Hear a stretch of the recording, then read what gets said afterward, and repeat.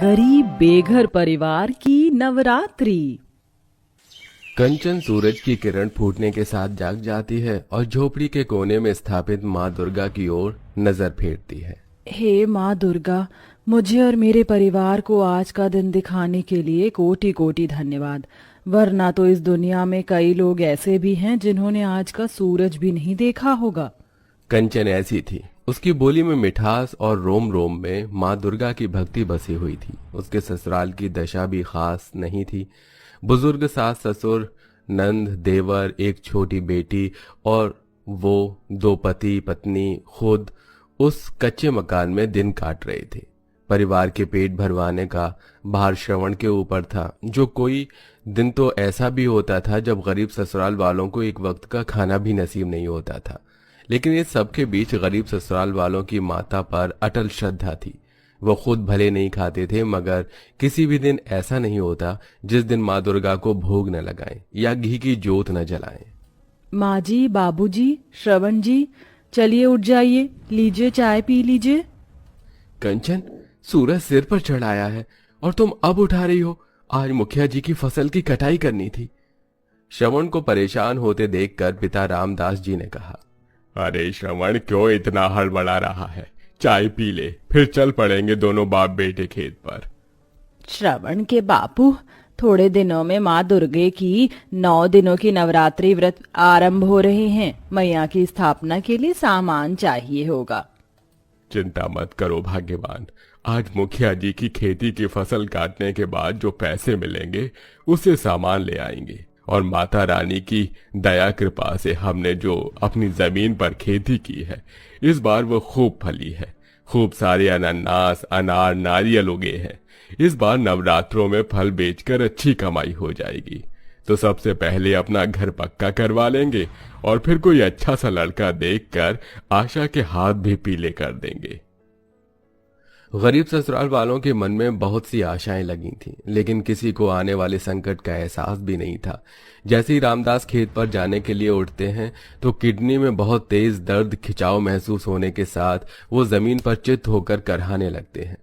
आह, अरे, माँ! हे माता रानी, श्रवण के बापू, क्या हुआ तुमको? पिताजी, पिताजी, क्या हुआ आपको?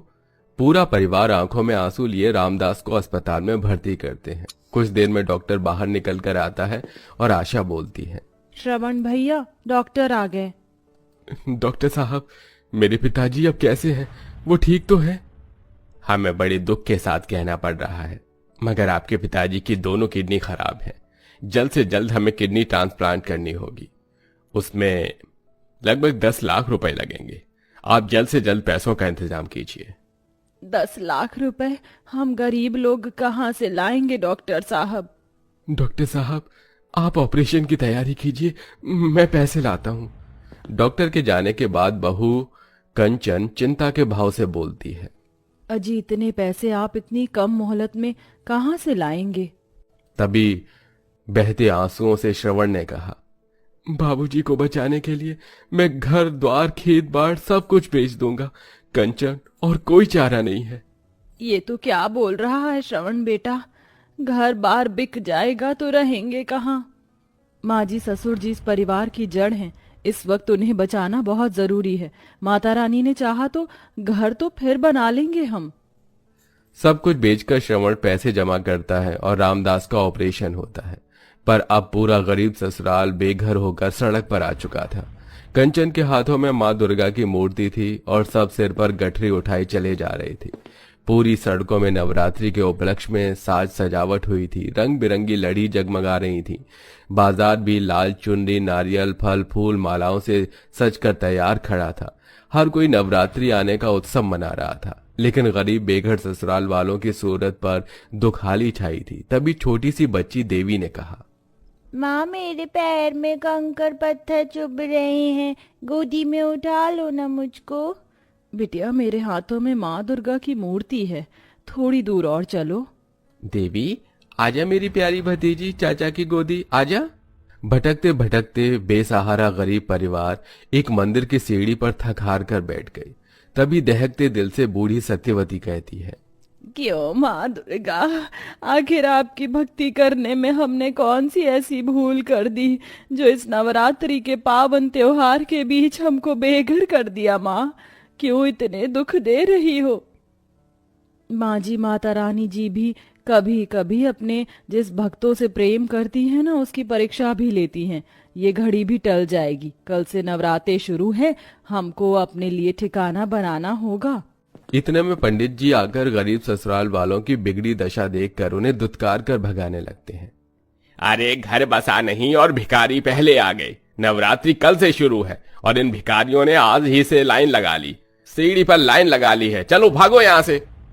अपमान से भरकर गरीब परिवार वाले आगे बढ़ते हैं। जहां रोड साइड गरीब तबके के लोग तिरपाल के सहारे छोटी मोटी झुग्गी डालकर रह रहे थे, तभी रामदास ने कहा, अरे इससे आगे और कहाँ जाएंगे? मुझसे ज्यादा चला फिरा नहीं जाएगा, यहीं पर रह लेते हैं। फिर गरीब ससुराल वाले जुगाड़ लगाते हैं। सास बहू उस जगह की सफाई करती हैं तो नंद देवर लकड़ी लाते हैं और श्रवण कहीं से बड़ा सा तिरपाल खरीद लाता है, जिसे टेंट तैयार करके वो रहने लगे। अगले दिन थोड़े बहुत में ही वो कलश स्थापना करते हैं और हाथ जोड़कर शामिल होते हैं। हे दुर्गा मैया, आप तो हमारी परिस्थितियों को देख रही हैं। हमारे पास आपको भोग लगाने के लिए पंच मेवा नहीं, ये तुलसी का पत्ता और शक्कर है। स्वीकार करो मैया। भोग लगाकर बहू भर्राई आंखों से जयकारा लगाती है। जयकारा माँ शेरावाली दा, बोल साचे दरबार की जय। अच्छा माँ कंचन, मैं काम की तलाश में जा रहा हूँ, आप दोनों प्रार्थना करना। जाइए जी, दुर्गा मैया आपके साथ है। श्रवण भैया, मैं भी आपके साथ चलता हूँ। अरे पगले, मैं कर लूंगा सब, अपने भाई पर भरोसा रख। जानता हूँ भैया, आप अकेले सब कर लेंगे, लेकिन मैं भी तो इस घर का छोटा बेटा हूँ, मुझे भी करने दीजिए। दोनों भाई मुकेश श्रवण काम की खोज में जाते हैं। इधर ससुराल वाले उपवास में थे। देखते देखते शाम गुजर गई। लगातार भूखा रहने से सास की तबीयत बिगड़ जाती है। माँ जी, आप ठीक तो हैं? पूरा दिन ऐसे ही बीत गया, इसीलिए तबीयत बिगड़ गई। आशा, माँ जी का ख्याल रखना, सांझ हो रखी है, मंदिर में आरती हो रही होगी, थोड़ा तो प्रसाद मिल जाएगा। मन में आशा का दीपक जलाए गरीब बहू बेटी के साथ मंदिर में आती है, जहां दोनों को एक एक लड्डू मिलता है और पूरा ससुराल उसी से थोड़े में थोड़ा खाकर व्रत खोलता है। श्रवण जी, आप काम देखने गए थे, कोई काम बना? हाँ, बड़ी मुश्किल से एक जगह फूल उतारने का काम मिला। सेठ ने हम दोनों भाइयों को 20 रुपए दिए हैं। कोई नहीं, इतने में कल तो माता को भोग लग जाएगा, मगर देखते ही देखते वक्त कैसे गुजर जाएगा और नवरात्रि आ जाएगी, पता भी नहीं चलेगा। कन्या पूजन कैसे करवाएं, कौन आएगा कंजक खाने के लिए, हम गरीब ससुराल वालों के टेंट में। तुम ही तो बोलती हो ना कंचन, दुख में केवल दुर्गा माँ पर धीरज रखना है, सब ठीक हो जाएगा। इसी तरह से एक एक दिन गुजरने के साथ नवरात्रि की सप्तमी पूरी हो जाती है। पैसे वाले लोग पंडाल लगवाते हैं, कोई माता की चौकी करवाता है तो कोई भंडारा कराता है, पर गरीब ससुराल वालों के पास कन्या पूजन तक के भी पैसे नहीं थे। तभी हताश होकर कंचन माता के दरबार में आकर रोने लगती है। माँ, अब ये परीक्षा और सहन नहीं होती माँ। ये गरीब भक्त आज तुम्हारे दरबार में झोली फैलाकर गुहार लगाती है, कोई तो रास्ता खोलो माँ। अगर मैंने और मेरे गरीब ससुराल वालों ने पूरी श्रद्धा भक्ति से आज तक तुम्हें पूजा है तो उसका फल आज मुझे दे दो मैया। तभी चमचमाती कार के साथ पास में सूट बूट में खड़ा एक आदमी फोन पर बातें कर रहा था। आप ऐसे एन मौके पर कैसे मना कर सकते हैं?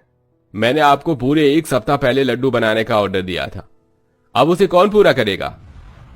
बिना वक्त गवाई कंचन उसके पास आती है। जय माँ दुर्गा की। भैया, आप कहें तो मैं और मेरा परिवार मिलकर 100 किलो लड्डू का ऑर्डर पूरा कर देगा। अगर आप ये कर दें तो बड़ी मेहरबानी होगी। ये 20,000 रुपए एडवांस के लिए रखिए। एक्चुअली हर साल मैं नवरात्रि में माता के मंदिर में भंडारा करवाता हूँ और गरीबों में लड्डू बंटवाता हूँ। अब पूरा ससुराल नवरात्रि का उपवास रखे 100 किलो लड्डू का ऑर्डर अष्टमी के दिन पूरा करके देते हैं, जिसके बदले में वो आदमी उन्हें 30,000 रुपए और देता है, जिससे गरीब ससुराल वालों के चेहरे पर बड़ा संतोष छा जाता है और देवी बोलती है, माँ इतने सारे पैसे, अब तो हम लोग भी धूमधाम से कंजक बिठाएंगे ना, और मैं भी खाऊंगी। हाँ मेरी प्यारी देवी, दादी माँ तुझे भरपेट हलवा पूरी खिलाएंगी। माँ जी, अब कल माँ दुर्गा का कंजक हमको इसी तिरपाल में बिठाना होगा, क्योंकि मूर्ति की स्थापना यहीं की थी। 9वें दिन पूरी नियम से गरीब सास बहू तिरपाल के बाहर चूल्हा डालकर प्रसाद बनाती है और ससुर, पति, नंद 9 छोटी लड़कियों को ले आते हैं, उनके पैर धुलाते हैं, टीका लगाते हैं और भोजन करवा के विदाई करते हैं। अंत में बेघर ससुराल वालों को नवरात्रि के फलस्वरूप उनका खोया हुआ घर भी वापस मिल जाता है। तो दोस्तों, इसीलिए तो माँ दुर्गा को दया का सागर कहा गया है। अगर आप माँ दुर्गा के प्रति सच्चा प्रेम और निष्ठा रखते हैं तो कमेंट में जय माता दी जरूर लिखिए।